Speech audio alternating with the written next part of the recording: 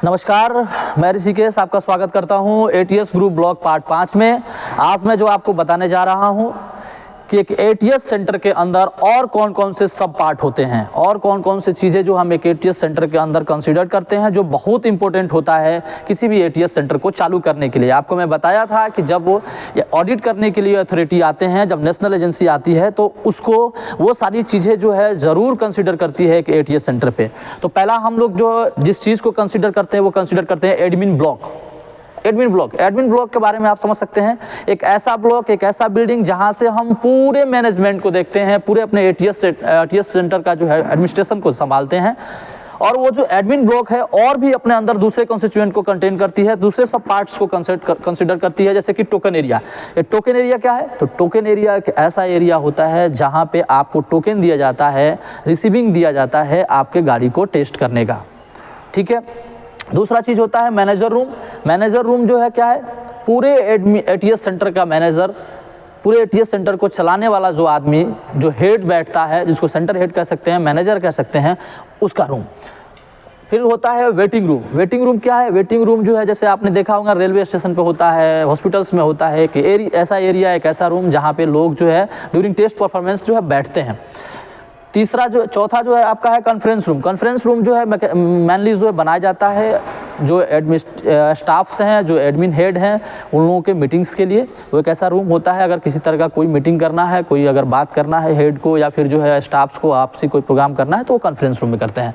चौथा जो होता है एमवीआई रूम। एमवीआई एक जो है बहुत नया टर्म्स होगा आपके लिए, ये होता है मोटर व्हीकल इंस्पेक्टर के लिए। ये जो है एक्चुअली में क्या है, आरटीओ, ये एटीएस सेंटर जो है गवर्नमेंट प्रोजेक्ट है, तो ये हमेशा जो है गवर्नमेंट बॉडी जो है यहाँ पे बैठता है, उसको जो है हम मोटर व्हीकल इंस्पेक्टर कहते हैं। तो उसका एक अलग से रूम होता है जिसको हम एमवीआई रूम कहते हैं।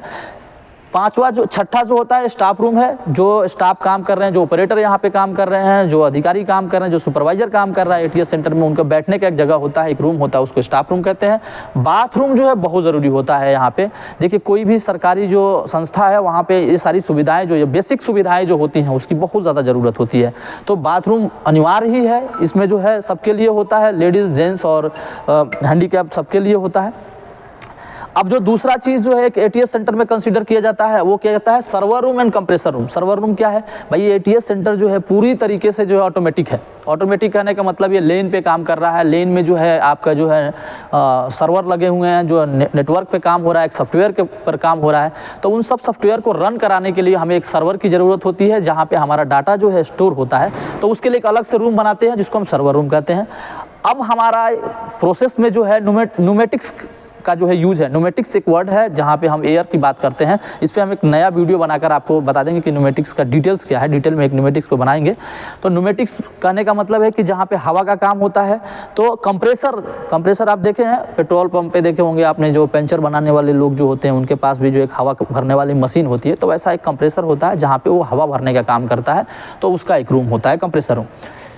तीसरा जो हम बात करते हैं सिक्योरिटी केबिन पे, गेट पे हमारा सिक्योरिटी केबिन बना होता है। ये बहुत ज़रूरी है क्योंकि अब कौन आ रहा है, कौन जा रहा है, उसका सारा डिटेल जो है देखना होता है, तो सिक्योरिटी केबिन के लिए। चौथा जो चीज़ है इलेक्ट्रिकल रूम है। इलेक्ट्रिकल रूम बहुत ज़रूरी है क्योंकि देखो यहाँ पे टोटली एक इंडस्ट्री की तरह ये काम करता है। तो एक अलग से रूम होता है जहाँ पे सारा पैनल लगा होता है।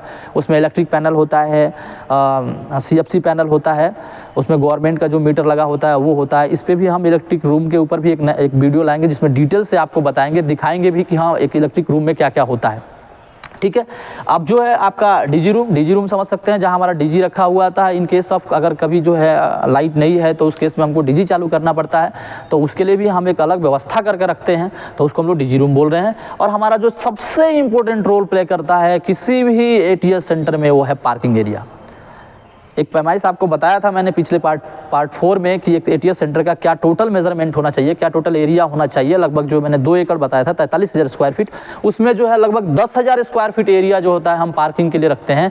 कि हमारी गाड़ी अगर आ रही है तो आते तुरंत मशीन पे तो चढ़ नहीं जाएगी, तो मशीन पर तुरंत नहीं चढ़ेगी, तो उसके लिए रुकने के लिए जगह होना चाहिए कि उसका जब तक नंबर आए तब तक वो खड़ा होकर सेफ जगह वेट करे। तो उस सेफ जगह वेट करने के एरिया को पार्किंग एरिया हम यहाँ कंसिडर करते हैं। और उसका एरिया जो होना चाहिए लगभग 10,000 स्क्वायर फीट एरिया होना चाहिए।